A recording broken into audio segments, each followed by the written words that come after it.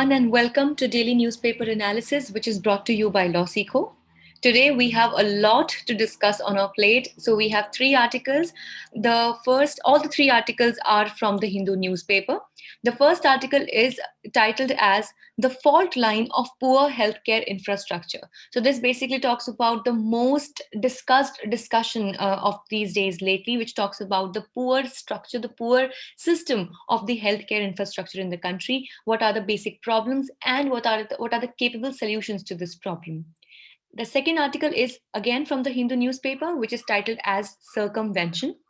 This talks about the bypassing of the powers of the state, the political status of the states by the center, and how much is it constitutional and should it be done or not, has been the question which has been discussed in this article. And the third article is titled as The Outdated Nature of Bureaucracy.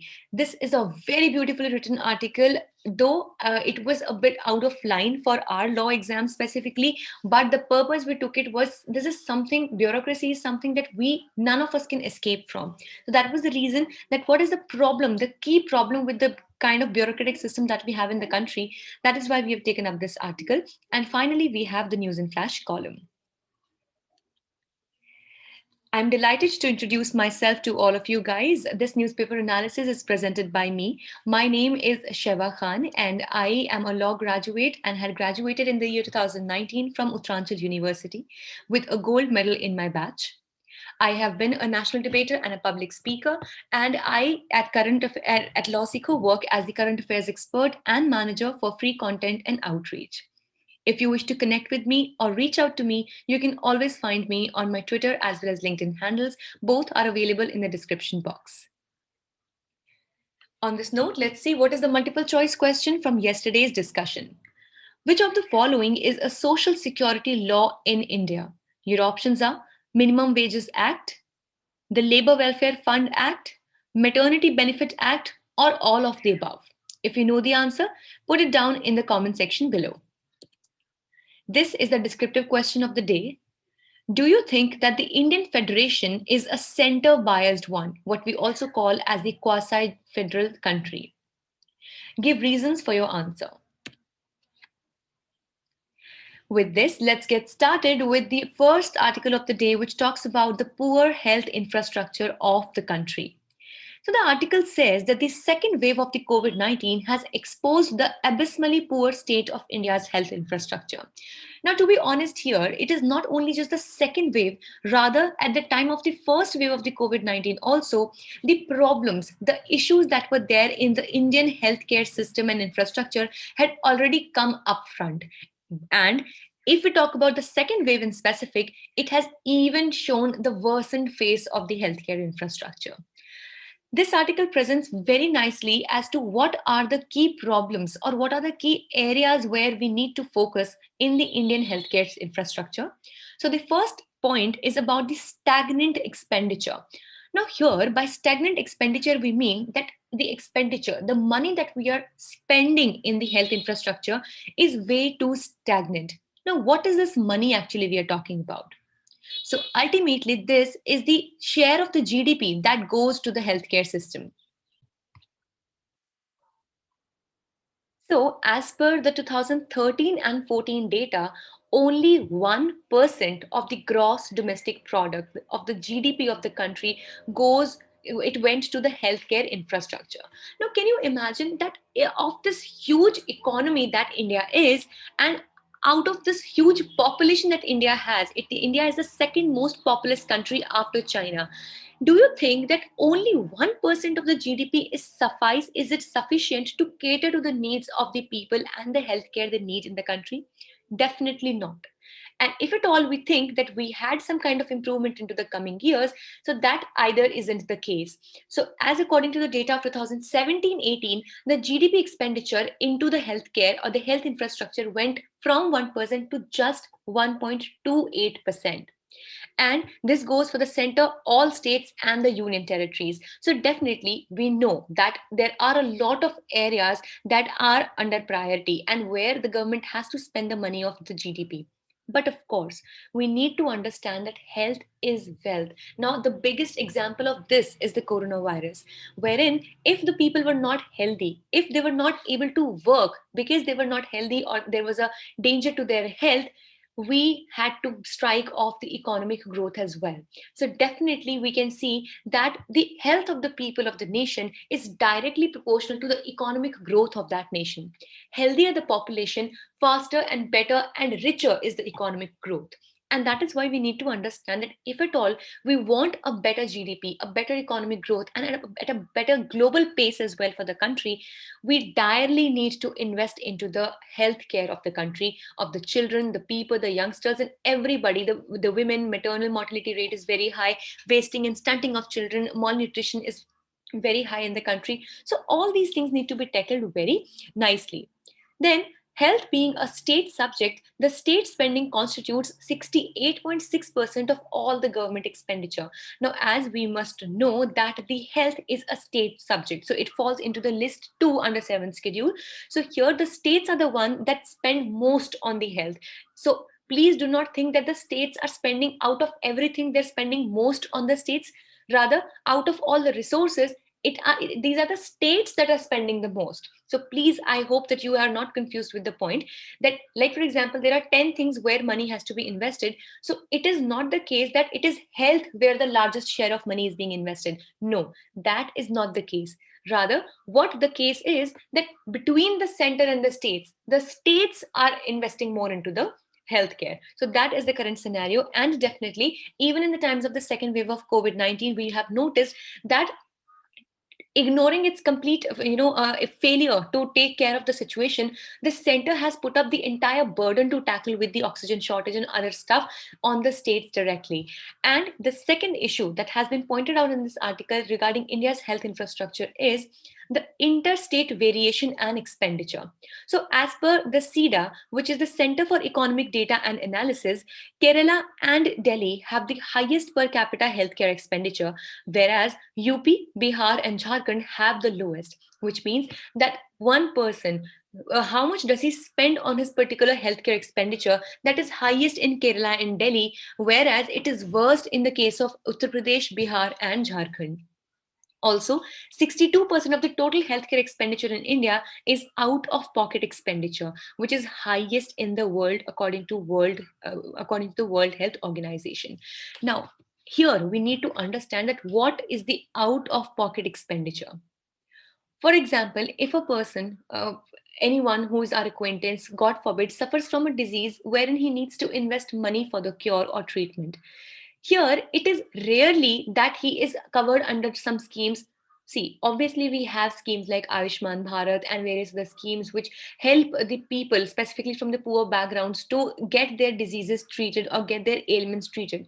But still, to be very real and practical with the fact, in fact, most of the people in the country, specifically the poor people, have to take debts or loans, or they have to take money from some resource so as to get their healthcare system done, or to get a cure, or to get their disease treated. And in this situation, 62% of the healthcare expenditure in India is done out of the pocket of that particular person and not through the government schemes or the government funding. And this 62% of the out of pocket expenditure on healthcare, which takes place in India, is the highest in the world according to WHO.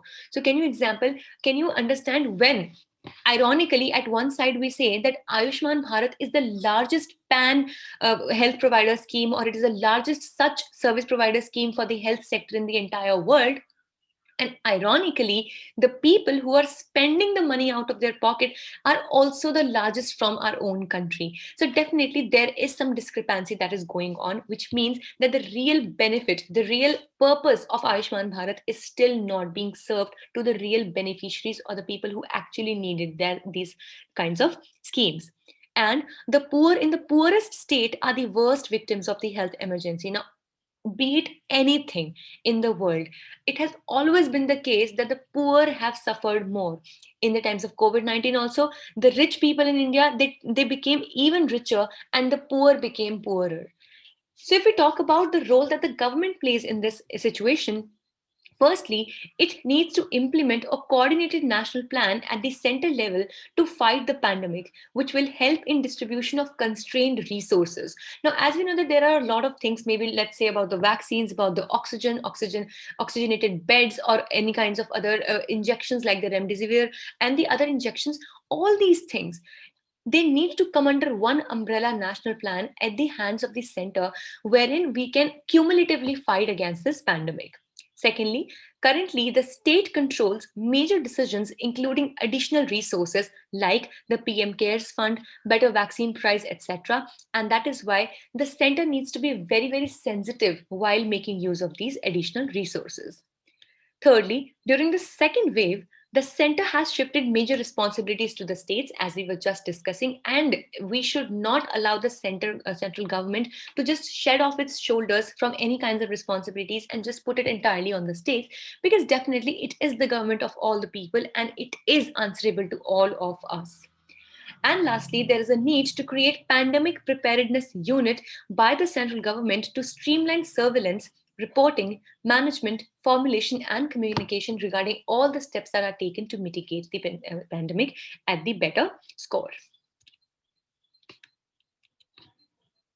Let's get started with the second article of the day, which talks about the center state relationship.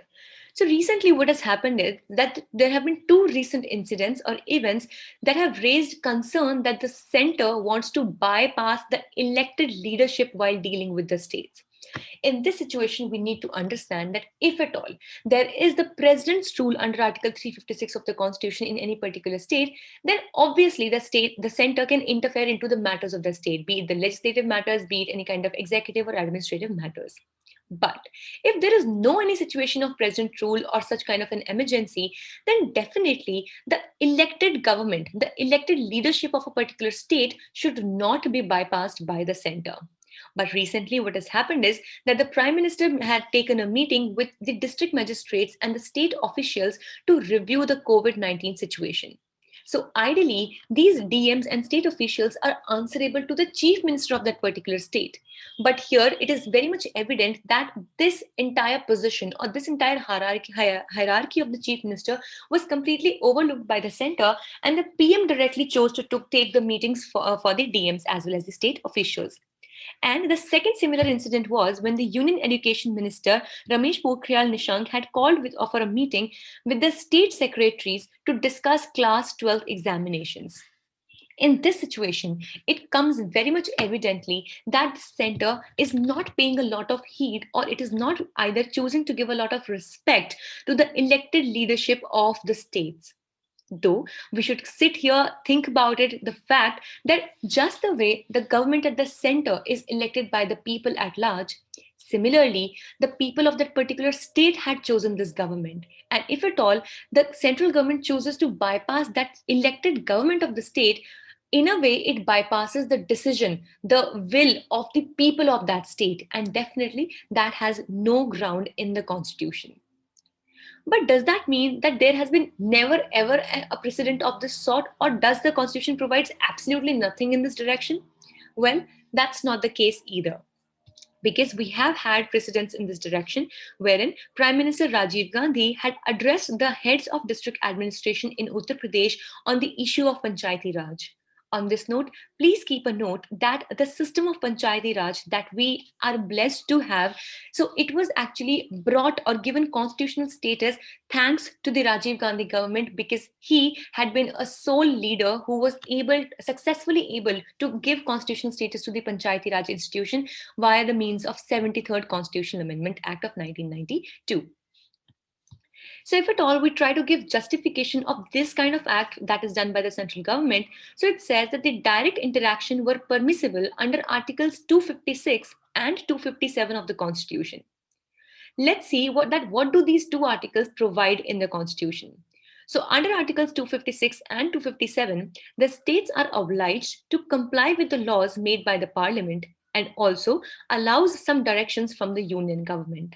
But it should be made sure that there is no kind of colorable legislation over here, in a way that the center is not willingly try to bypass or overlook the regime or overlook the elected leadership of the state, and only doing something that is within its jurisdiction and ambit of powers.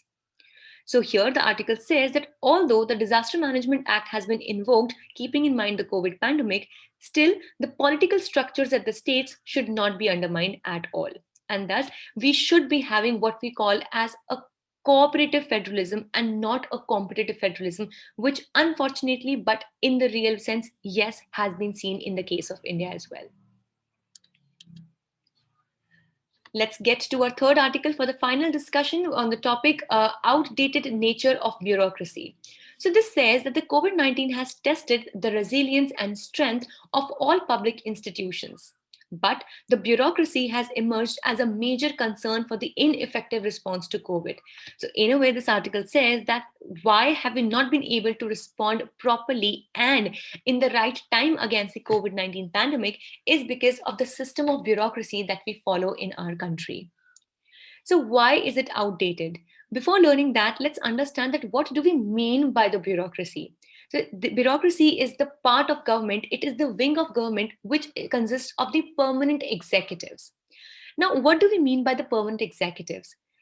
All the civil servants, for example, we have the IS officers, we have the IRS officers, IFS officers, IPS officers, all of these are the permanent executives of the government.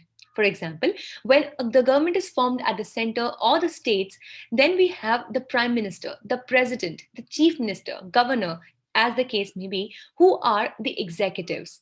But definitely, these are not the permanent executives, because obviously, once the government would change at these particular forums, then they would also cease to remain as the executives. But that is not the case with the bureaucracy. These servants, these officials, or these posts which are brought through the bureaucracy system, which is the IAS, IPS, etc., these are the permanent bureaucrats. So, irrespective of what government or which government is there at the center of the states, they remain to be the executive working functional bodies of the government. And this article says that this system of bureaucracy that we follow, now which system is it, has been named as the Weberian bureaucracy or the Weberian bureaucracy. And it says that this, what we are following is, has been completely outdated. So it says that the generalists are preferred over specialists under this Weberian bureaucracy, which we're talking about. What happens is that, as we know, if any one of you who's listening to this analysis knows about the general syllabus of the UPSC examination or the civil services examination syllabus, it is a generalistic syllabus, which has bits and pieces of almost everything that we can study. Thus, a person who is chosen for this particular post is the one who is not a specialist in a particular field or area. Rather, he's a generalist person in the approach, which means that instead of knowing everything of one thing, he knows little things about almost everything. So when we call as the jack of all trades but master of none. So similarly, it's the similar situation over here. And this article says that as a result of this generalistic approach in our Indian bureaucratic system, as a result, the specialists in every government department have to remain subordinate to the general officers, such as the IAS and state civil servants. So ultimately, in the system of hierarchy, the generalists, that is the IAS and other state level state civil servants, they remain at a higher level as compared to the specialists. And if we talk about the situation what took place in the during COVID situation, the healthcare professionals who were the specialists have been made to work under the generalist officers, and thus the policy decisions are left with generalists. So the only idea that has been projected in this particular article is that for tackling specific kinds of problems, we need people who are specialized or who are specialists of that particular issue. And that is why if we leave the decision making power in the hands of a generalistic person, so definitely either the outcomes would be delayed or the outcomes would not be as quality as they should have been or they could have been. So here the justification that has been given is that the generalists provides a broader perspective as compared to a specialist. Now that definitely is an undefeatable argument, because see, when we talk about the basic administration of the country, it is not something that administration has to take place in one particular area or field only. That administration many a times has to be generalistic, wherein one should be able to calculate as to what will be the impact of his actions or his decisions on various other stakeholders also, and not just that stakeholder which is directly associated with it. For example, if at all there is a problem of electricity distribution in a particular village, now if there is a person who is specialist into this, might only focus about that the how and when and by what means can electricity be provided to this particular village. Maybe he would not take under account any kind of ecological barriers, maybe he would not take into account any kind of economic limitations, but only focus on providing electricity to that particular village. Though definitely an expert opinion here can be gained through the specialist person, but a person who is a generalistic, the general bureaucrat in the country currently that we have, he would not only focus on providing the electricity, but also equally give chance, and it will equally he will equally give focus to the economical limitations, to the ecological limitations, etc. And thus, maybe a more balanced decision can be expected out of a generalistic person. But definitely, there are pros and cons to both these types of bureaucracy. So the problem here is that the bureaucracy is stuck with leadership position over leadership of function, with rigid adherence to rules and rejection of innovation. So this article says that here in this Weberian bureaucratic system, what problem we are facing is that instead of the leadership of function, which means the leadership of some specialist thing, what we have is the leadership of position, as in whoever is high on the position is considered to be higher, irrespective of the fact whether he has any specific knowledge of that particular field or not. So, if we talk about the leadership of function and not position in detail, so it says that the leadership of function is when a person has expert knowledge of a particular responsibility, and the role of leader is to explain the situation instead of issuing orders. And every official involved in a particular role should respond to the situation rather than relying on some dictation. So here the article also provides for a few steps that can be taken in this direction. Firstly, to introduce a new public management, wherein it would promote privatization and managerial techniques of private sector to improve public service delivery. And secondly, it would be based on collaborative governance in which public, private, civil society, and even NGOs can work together for effective public delivery, service delivery. Let's see now that what do we have for news in flash today. Firstly, today we have the National Anti-Terrorism Day. So it is observed on 21st of May. So it is observed every year to highlight the suffering of the common people and how it is prejudicial to national interest. So on this day in the year 1991, former Indian Prime Minister Rajiv Gandhi was assassinated, and thus 2021 is the 30th death anniversary of Prime Minister Rajiv Gandhi. Second, China-Tibet highway has been completed after 7 years of construction. So China has completed the construction of a strategically significant highway through world's deepest canyon in Tibet along the Brahmaputra River. Also, please remember that the Brahmaputra River in the region of Tibet is known as Yarlung Zangbo. So this also is an important question which can be asked. So it has enabled access to remote areas along the disputed border with Arunachal Pradesh, which is in India. And the project was undertaken by China Huining Group with an estimated investment of over 2 billion yuan, that is approximately $310 million. And thirdly, COVID self-home testing. So the ICMR has approved India's first COVID-19 self-testing kit for home use developed by My Lab Discovery Solutions in Pune. So the name of this home testing kit is COVID Self. With this, we are done for the day. We hope it was a good and informative session for you all. Thank you so much for staying tuned with LawSikho.